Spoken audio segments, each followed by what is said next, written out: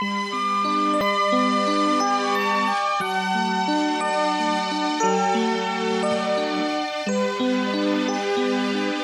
conheceu a tia Neiva? Por 10 anos. Como que era a convivência com ela?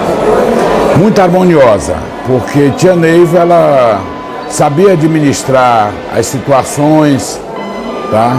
E tia Neiva é uma pessoa muito calma, de muita harmonia espiritual e muito prestativa e uma pessoa bondosa. Como que ela expressava essa bondade, essa prestatividade? Bom, mediante as pessoas que nos procuram, que muitas das vezes vinham procurar ela e ela, a gente observava nela uma bondade espiritual, algo que a gente demorou muito tempo para aprender e conviver com essa pessoa que é tia Neiva, um espírito evoluído, diferente, e assim nós convivemos 10 anos. Como é que é um espírito de bondade? Um espírito de bondade é aquele que não questiona quando precisa fazer o bem. Ele faz o bem sem questionamento, sem truque. Então tia Neiva era isso. Certo. E como que ela planejou aqui o Vale do Amanhecer? Olha, esse planejamento já foi uma coisa ligada aos planos espirituais. O pai Seta Branca, o mentor espiritual desta doutrina, ele descobriu espiritualmente tia Neiva e tia Neiva conviveu com ele aprendendo toda essa parte ritualística, essa linguagem espiritual. Então tia Neiva aprendeu com o espírito de altas hierarquias espirituais, né? Então o ensinamento dela é um ensinamento muito superior ao nosso, tá? Ela precisou treinar para aprender, receber as pessoas, conversar com os espíritos. Então, como já disse, é um espírito diferente. Para mim, foi uma novidade e aceitei essa doutrina sem restrição. E hoje nós estamos aqui com uma grande doutrina para servir ao povo de Brasília, do entorno, dos estados. E essa doutrina está implantada aqui nessa região de Brasília e muito bem aceita. Qual que é a principal linha da doutrina? O que se ensina, o que se prega? Bom, os ensinamentos da doutrina são ensinamentos cristãos, ensinamento cristão no Evangelho, Evangelho vivo, Evangelho do Cristo vivo com os apóstolos. Então são ensinamentos que qualquer pessoa se adapta, porque está no Evangelho. A vida de Jesus, do Cristo vivo, vivida com os apóstolos, é uma linguagem bem direta e reconhecida, uma linguagem que aconteceu com Jesus. Então tia Neiva aprendeu essa linguagem e tia Neiva nunca saiu de uma trilha baseada nos ensinamentos de Deus, na humildade, na tolerância e no amor. Como é que dá para ligar o Espiritismo com o Evangelho? É porque o que está no Evangelho é a vida de Jesus com os apóstolos, né? E Jesus sempre foi taxativo no que fez, por onde ele andou, tá? Então nós temos uma ligação muito estreita. Nós somos compostos de corpo, alma e espírito. Então nós não podemos desvincular uma coisa da outra sem fazer uma ligeira comparação. As comparações de Jesus foi muito bem aceita, porque ele falava por comparação e parábolas. Então tia Neiva também sempre observou essa igualdade do Evangelho, do Novo Testamento vivo, com a linguagem mais moderna de pai Seta Branca, o mentor espiritual desta doutrina. Certo. E o Espírito Santo seria o Espiritismo? Como que eles fazem essa ligação com a Bíblia, o Evangelho, com o Espiritismo? A Igreja Católica, meu mestre, ela fala do Espírito Santo de Deus, tá? Nós sabemos, está na própria palavra de Deus, que nós somos compostos de corpo, alma e espírito, tá? Então, nós somos espírito. Quando viemos ao mundo, nós viemos como missionário. Escolhemos uma família, escolhemos um país, um estado, um município para viver. Então, esse espírito, ele veio com uma coisa definida, tá? Então o Espírito existe. O Espírito Santo, quando a gente fala em nome do Pai, do Filho e do Espírito Santo, nós estamos ligando o Espírito Santo de Deus, tá? Mas nós somos corpo e alma e espírito. Por isso é que nós não podemos desvincular, tá? Quando nós desencarna, sai do corpo, ou morre, como a gente conhece, é mais conhecido, nós somos o quê? Somos um espírito. O mesmo espírito que veio para reencarnar, nós vamos voltar para Deus. Então nós somos espírito. Por isso nós falamos, em nome do Pai, do Filho e do Espírito Santo. Então nós não temos como desvincular o Espírito Santo da própria linguagem oficial, da própria origem nossa, como o mandatário de Deus.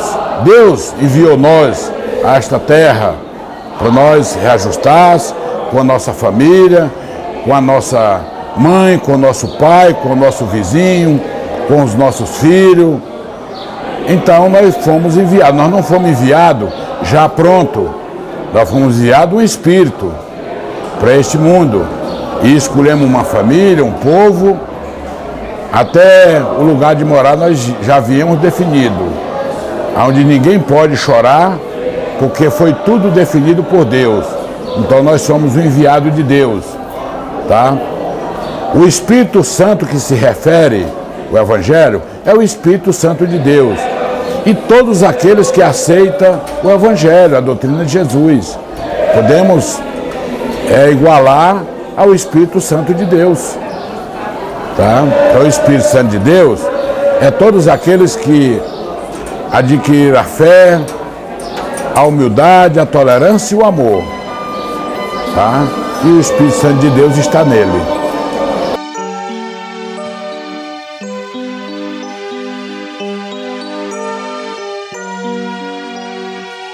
Ela é uma pessoa muito diferente da gente. Eu ando aqui tranquilo e ela não. Ela tinha as restrições. Então tia Neiva foi sempre uma pessoa do povo, mas nós que somos desta doutrina cuidava das partes que era necessário, do cuidado. Por exemplo, as pessoas vinham e se ajoelhavam nos pés de tia Neiva. E muitas das vezes ela ficava empancada, sem condição de andar. Vinha gente de todo lado, atrás de tia Neiva, procurando a cura, procurando a palavra de amor. Então eu que já estava nessa doutrina, cheguei aqui com 20 anos de idade, em novembro de 1975. Eu completei 20 anos em julho e em novembro eu passei a fazer parte dessa doutrina. Cheguei do Nordeste, sou nordestino, tá? E vim para Brasília, como todo nordestino vem, como todo mundo vem. Procurei emprego para ajudar minha mãe a criar os meus irmãos lá no interior do Piauí. Então vim trabalhar. Encontrando esta doutrina numa linguagem que identificou comigo, eu não tive dúvida de aceitar. Entendeu? Aceitei e estou aqui até hoje, assumindo um cargo nesta doutrina, com muita perseverança, porque quem conhece sabe fazer. Então eu aprendi, fiz vários cursos aqui dentro, de reciclagem, de melhoramento. Acabei de aposentar também para exatamente cuidar melhor das coisas, dos afazeres da doutrina. Então, quando o visitante chega aqui ao Vale do Amanhecer, nós que somos recepcionistas, esteja agendado ou não a visita dele, nós recebemos ele, desejamos boas-vindas, claro, com uma postura de identificação, identificou eu sou recepcionista, em que é que nós podemos ajudar. Nisso a pessoa fica à vontade, tá? Que a nossa intenção é deixar o visitante, muitas das vezes eles chegam e ficam ali fora e a gente percebe que ele ou está com medo de alguma coisa, porque até há pouco tempo o espiritismo era tido como algo que fazia o mal, que prejudicava as famílias. Então muita gente chega e fica receoso. E eu vou lá e convido a pessoa a entrar no templo. E ele me diz, não, aqui tá bom para mim, aqui tá tudo certo, tal, nós só queria vir aqui. Não, por favor, você não veio tão de longe, veio lá de Brasília, veio de algum estado diferente. Por favor, vamos entrar, se sinta à vontade. Naturalmente ele viu que não era aquilo que falaram para ele, e eu vou mostrar para ele, apresentar essa roupagem das pessoas que frequentam a doutrina, vários tipos de uniforme, principalmente das mulheres, que a gente chama de ninfas, das missionárias. Vou falar desse uniforme, como nasceu, vou falar dos compartimentos do templo, até o modelo de cruz que nós temos aqui, esse tecido que está na cruz, tá? Todo mundo tem o direito de saber por que que essa cruz, ela tem esse tecido. Por que que tem?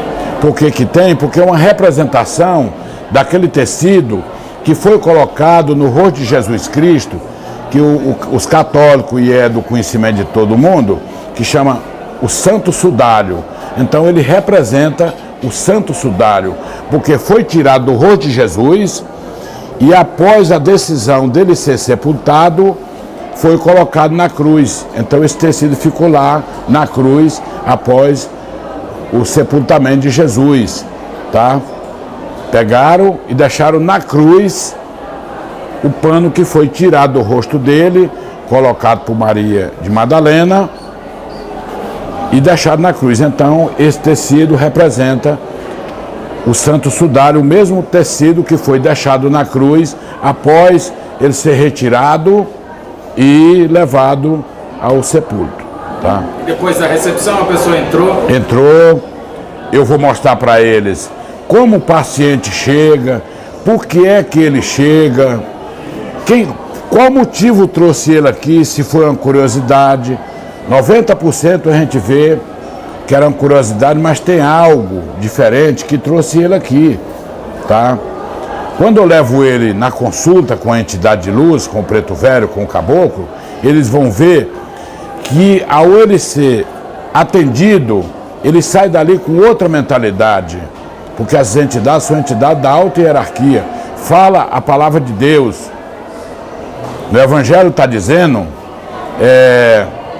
que para você definir o espírito que vem de Deus para o espírito da terra, é que existe uma linguagem. O espírito que vem de Deus, ele fala das coisas de Deus. E o espírito da terra só fala da coisa da terra. Por quê? Porque ele vive na terra. Entendeu? Então existe uma grande diferença dos espíritos, dos mentores espirituais, que o pai Seta Branca lutou muito para trazer o ensinamento, para compor o corpo espiritual da doutrina, de que aqueles que ainda estão vagando, que vêm aqui como pacientes espirituais. Então a palavra da entidade é uma palavra forte, que fortifica o espírito daquela pessoa que veio aqui, muitas das vezes por curiosidade, tá? Mas ele sai daqui com outra energia, porque aqui, meu mestre, nós fazemos uma troca de energia, energia da áurea, energia do plexo, tá?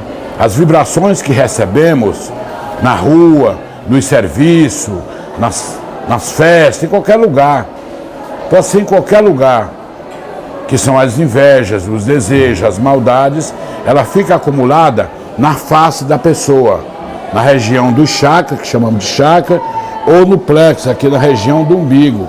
Então ela é uma energia magnética e animal, que a gente chama de energia do homem para o homem. E todo mundo, dependendo de ser daqui, de ser de outra doutrina, está exposto, porque vivemos na Terra, tá?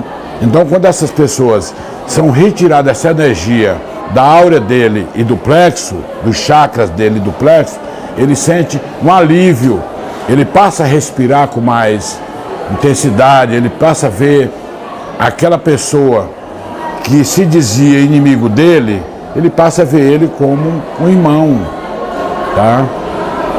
Certo? E após o atendimento com os caboclos, passa por uma série de salas onde acontece o quê? É de acordo com a necessidade daquela pessoa, tá? Nós temos vários setores de trabalho aqui.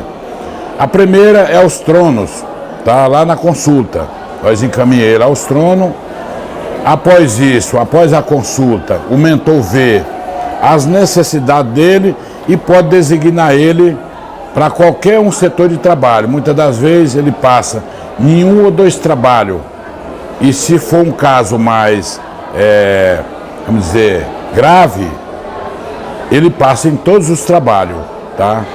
O paciente que chega aqui por volta de 3, 4 horas da tarde, por volta de 7 da noite ele já está indo embora e ele tem passado em todos os trabalhos aqui e volta no dia que ele quiser. Não tem negócio de vir 7 vezes, de ter que acender vela, não. Recomenda só a água fluidificada para ele. E ele vem no dia que ele quiser. Não tem que cobrar nada dele, nem tem que determinar quantas vezes ele tem que vir, tá? E esses trabalhos, o que acontece nos trabalhos?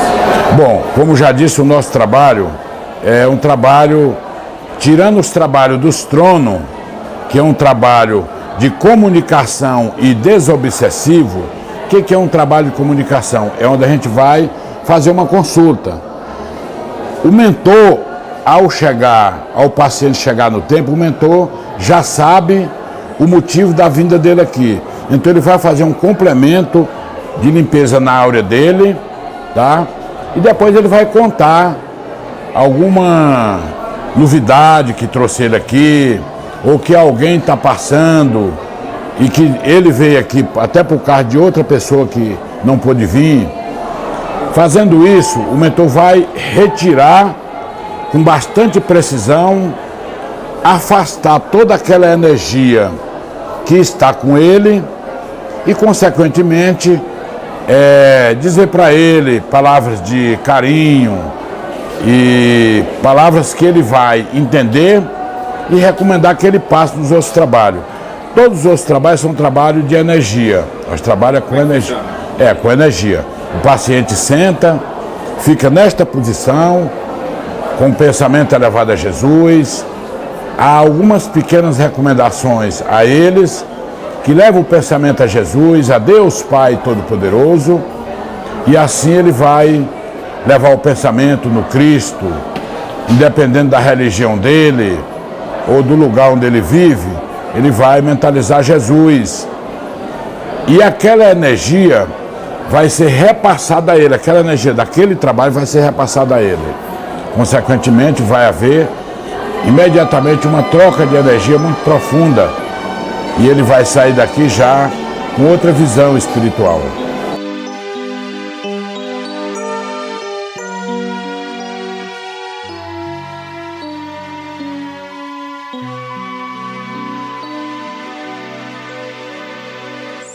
Nós temos dois dias de trabalho intensivo. O que é trabalho intensivo? A gente chama de trabalho oficial. O trabalho intensivo é aquele que funciona todos os setores de trabalho, dando condição ao paciente passar em todos os trabalhos, que a gente chama de trabalho oficial, que pode ser quarta ou sábado.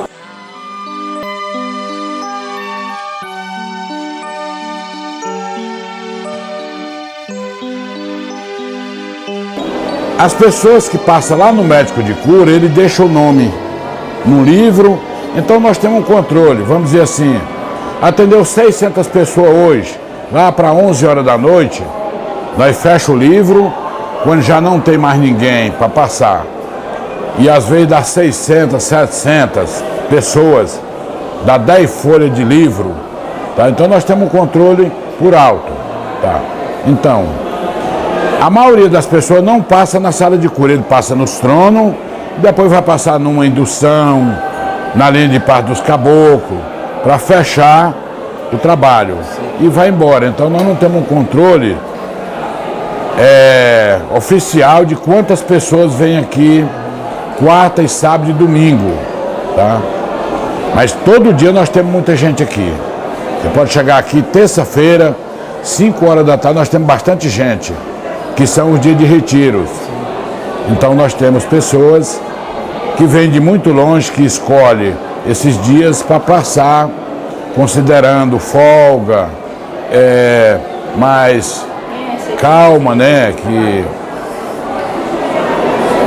é durante o dia, nós temos dia aqui que é calmo.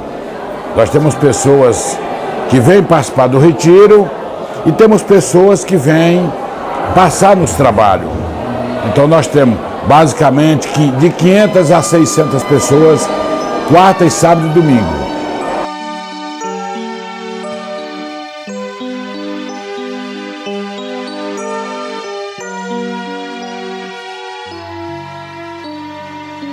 Deixa eu fazer uma comparação muito simples. Quando eu quero ir ao médico, eu penso assim, poxa, dia de domingo de manhã, é o dia que todo mundo acorda mais tarde, eu vou ao médico, o médico vai estar lá, eu tenho certeza que o médico vai estar lá, e eu vou fazer uma consulta rápida. E eu vou ao médico. Quando chego lá, é o dia que tem mais gente. O retiro nosso começa 10 horas da manhã, encerra ao meio-dia, e a partir de 3 horas ele começa um retiro onde vai funcionar alguns setores de trabalho e onde tem a quantidade mínima de pessoas. Então, todo dia nós atende bastante gente aqui. Então, o retiro é uma diferença. Funciona poucos setores de trabalho pela quantidade de médio de atendentes que temos, né? É o dia de trabalho, todo mundo aqui tem que trabalhar e tudo mais. Quarta, sábado e domingo é um dia que o trabalho é completo, a pessoa sabe que ele precisa passar em vários setores de trabalho.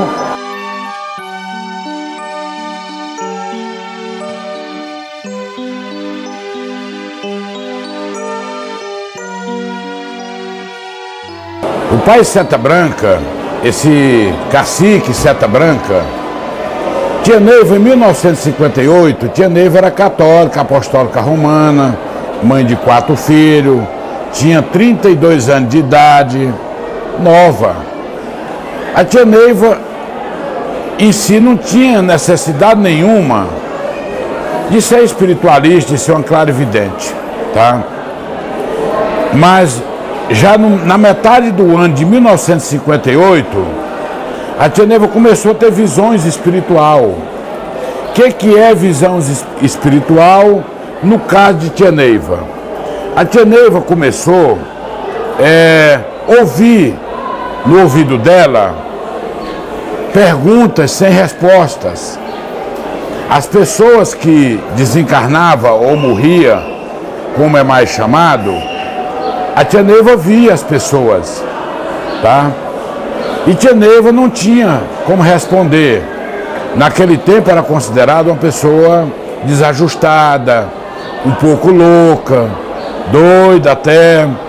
Tia Neiva não sabia responder as perguntas desses espíritos que vinha a ela com perguntas fora do momento, tá? Pai Seta Branca, ela também não conhecia Pai Seta Branca, mas Pai Seta Branca se apresentou a ela do mesmo jeito que ele está aqui, na figura de um cacique. Se apresentou com uma seta na mão, tá? Porque o Pai Seta Branca, ele já teve 19 encarnações. E uma das últimas encarnações sua, aqui na América Central, o Pai Seta Branca se apresentou às pessoas na época com essa seta e ganhou esse apelido de Seta Branca. Ele andava nos povoados, nas regiões, com essa seta. E o pessoal começou a chamar ele de Seta Branca e começou a receber dele várias respostas que não tinha condição de ninguém na época, tá, responder. Então, despertou nas pessoas uma curiosidade muito grande. E aí o Pai Seta Branca ganhou esse apelido de Seta Branca, porque ele andava com a seta na mão. O que dizia essa seta? A seta era uma arma de empunhar. E ele já andava oferecendo ela para as pessoas, tipo um presente. Então o Pai Seta Branca foi tido como um grande mensageiro de Deus, um franciscano que teve essa roupagem como franciscano, ele viveu como São Francisco de Assis, ele é uma encarnação de São Francisco de Assis. E da herança dele, da roupagem dele, nós ganhamos essa roupa, essa cor marrom, tanto na saia das senhoras, das ninfas, como nas calças dos homens, tá? Então, foi em memória essa roupagem de São Francisco de Assis. Ele usava uma bata marrom, não era um marrom parecido com esse, mas mais suave. O tecido mais apropriado para representar a roupagem de São Francisco de Assis, que ele mesmo pediu, foi esse tecido aqui. Um tecido marrom, mais forte, mas que seria a representação da roupagem de São Francisco de Assis. Então o pai Seta Branca se apresentou a tia Neiva com essa seta, e assim ele foi chamado e trouxe vários mentores da alta hierarquia, tá, espiritual como seguidor dele, e implantou essa doutrina através de tia Neiva. Por exemplo, pai João, pai Zé Pedro, são espíritos da alta hierarquia, e são espíritos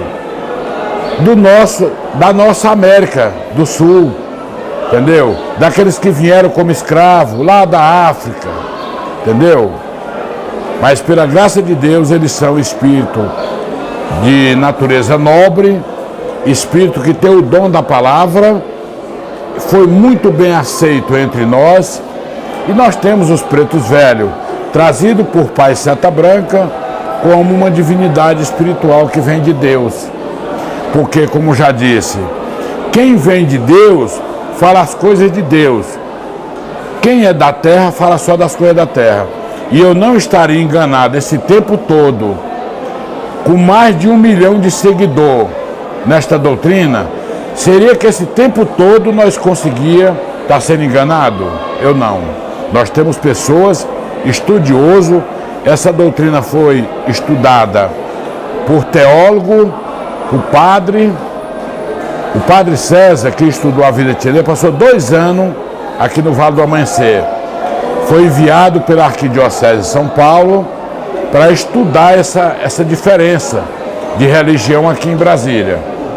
Então ele não encontrou nada que denigrisse a palavra de Deus, que denigrisse as famílias. Então ele escreveu ao Papa João Paulo II, tá? Na sua posse, ele é ainda novo, nós temos registro, e levou um cartão de Natal e um compacto, na época chamava compacto, tá? Era um LPzinho, um compacto, um LP e tinha um compacto. Levou gravado para o Santo Padre. E claro que os assessores não iam deixar de ver. Ele mandou um cartão de Natal para a tia Neiva, elogiando o nosso trabalho. E olha que um teólogo, ele tem toda a possibilidade, porque ele é um teólogo, ele é um padre teólogo, padre César, de dizer sim ou não. Nós nunca tivemos nada que fosse proibido, que fosse entre 4 paredes. A nossa doutrina sempre foi aberta. Por isso é que expandiu tanto. Hoje nós temos mais médium nos estados e até no exterior do que aqui. Pessoas que nunca vieram aqui ainda visitar o templo. Há uns 3 anos atrás nós tivemos uma divisão da doutrina.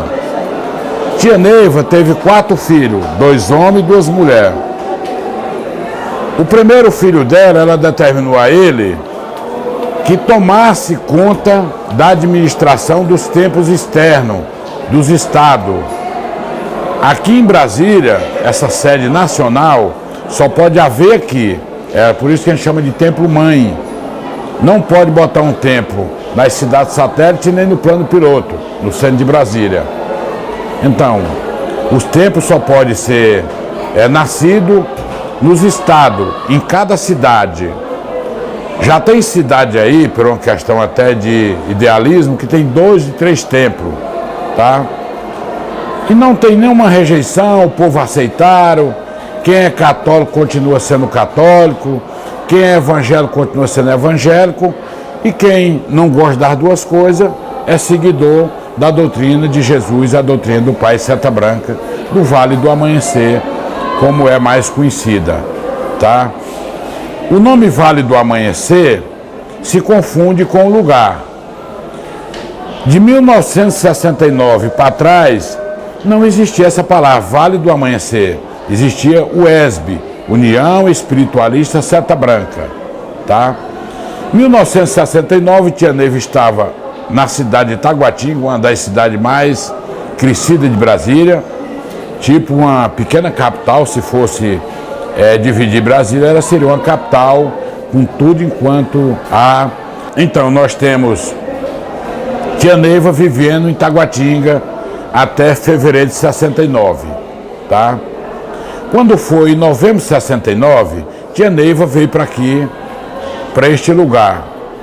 O pai Tiãozinho, um dos mentores, assessor de Pai Seta Branca, pediu a um dos seus seguidores, um senhor, que procurasse um lugar bem distante do povo para agregar o povo de Tia Neiva, porque já não cabia mais em Taguatinga, tá? E esse senhor veio designado pela espiritualidade aqui para essa região. O nome daqui dessa região, que era distante de Planaltina, não tinha nada, não tinha água, não tinha luz, tinha só um córrego, chamava Vale do Pipiripau, tá? Vale do Pipiripau, uma fazenda que tinha uma posse, que esse terreno era do Estado, que até hoje continua sendo do Estado, do governo do Distrito Federal. Hoje nós temos 35 mil habitantes aqui, 90%, 95% são da doutrina. E o nome Vale do Amanhecer foi para adequar a linguagem do povo, que já era Vale do Pipiripau.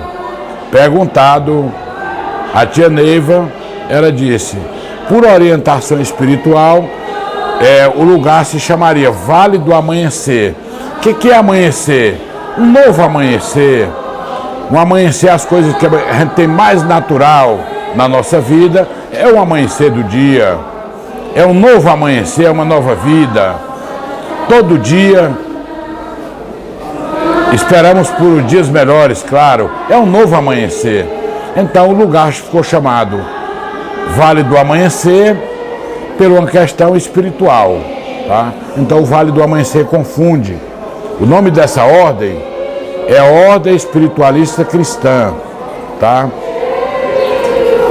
E há 3 anos atrás, por uma questão que houve, uma questão de entendimento, o pessoal que era dos tempos externos, uma parte, optaram a registrar uma nova, um novo modelo de doutrina. Tem as mesmas palavras que Tia Neiva deixou. A Tia Neiva falava dos tempos externos, tá? E ela chamava instâncias, o coordenador das instâncias. Quer dizer, uma instância é um complemento de alguma coisa, chamamos de instância. E as instâncias do amanhecer começou a crescer muito, tá? Começou a ter tempo no Pará, no interior do Goiás, no interior de Pernambuco. Então precisaria de uma pessoa de punho para administrar esse tempo. E ela escolheu o filho dela, o mestre Gilberto, o mais velho, tá? E ele com muita energia começou a administrar os tempos externos, tá? Como os tempos externos cresceu muito, hoje nós temos em Portugal, que foi muito bem aceita essa doutrina lá em Portugal, na cidade do Porto, tem muitas centenas de pessoas que são dessa doutrina, que vestem essa roupa dessas moças, dessas jovens, lá em Portugal. Nós já temos um grupo muito pequeno nos Estados Unidos, num país de origem kardecista, tá? Então a doutrina está expandindo. E aí houve uma necessidade de dividir essa doutrina. O filho mais velho de Tia Neiva ficou na coordenação dos tempos externos, tá? Então ele é o coordenador dos tempos externos, tá? Que ele chama de CGTA, Coordenação Geral dos tempos do amanhecer. E ele registrou, e houve uma pequena divisão da doutrina original, que é do templo-mãe. É como você tivesse uma grande fazenda e dividisse ela no meio, tá? E criou um mal-estar entre as pessoas.